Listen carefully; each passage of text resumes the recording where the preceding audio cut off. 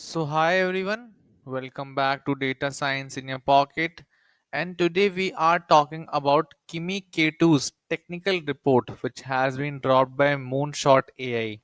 And in that, they have mentioned the techniques, whatever they have used to make Kimi-K2.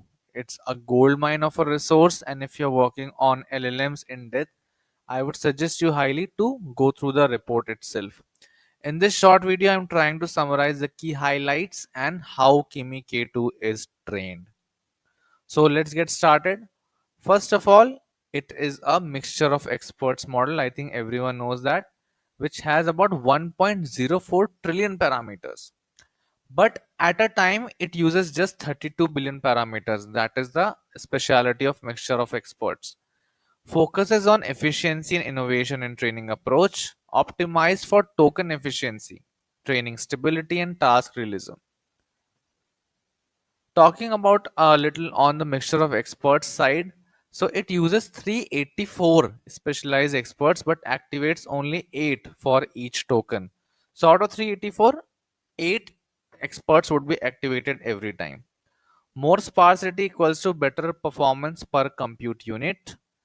Reduce attention heads 64 instead of 128 in minimal performance loss. So in default, it uses 128 attention heads, but in case of Kimi K2, 64 attention heads are used. Results: smaller active size, less wasted compute, and smarter routing. Clip, stable training at scale. So it's one of the optimizers that the team has invented. So they mentioned the problem that when you're going with a model of 1 trillion parameters, attention scores can explode, the attention metrics they're talking about. So the solution, they came up with a solution with a new optimizer called as Clip.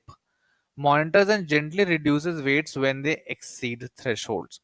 So as you can see in the diagram, the chart that you can see, targeted approach only clips specific attention heads that are spiking and not all.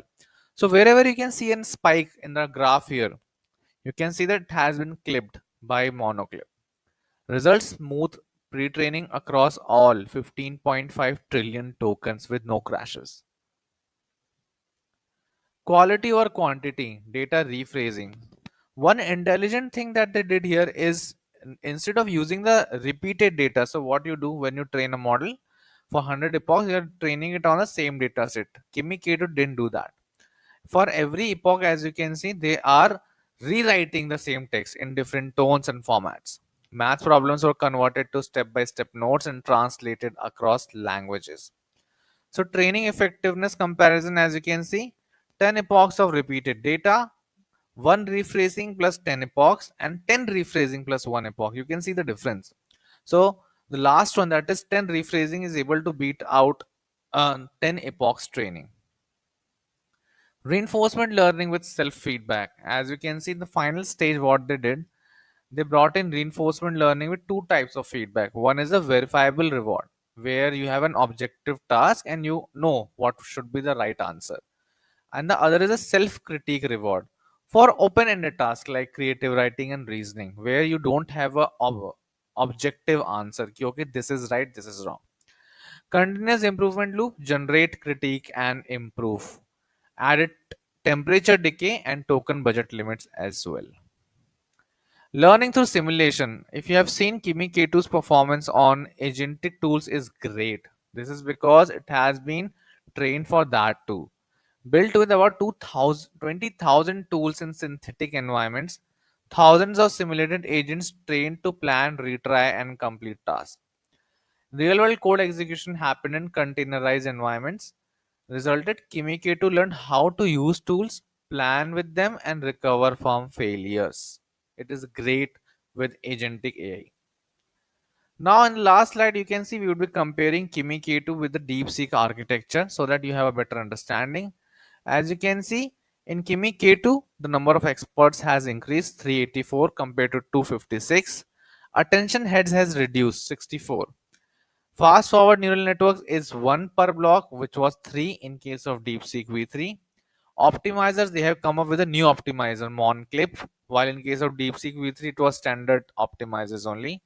Data approach, they have changed, rephrased, and reshaped, while fine tuning also, they have fine tuned on agent simulation and reinforcement learning loops.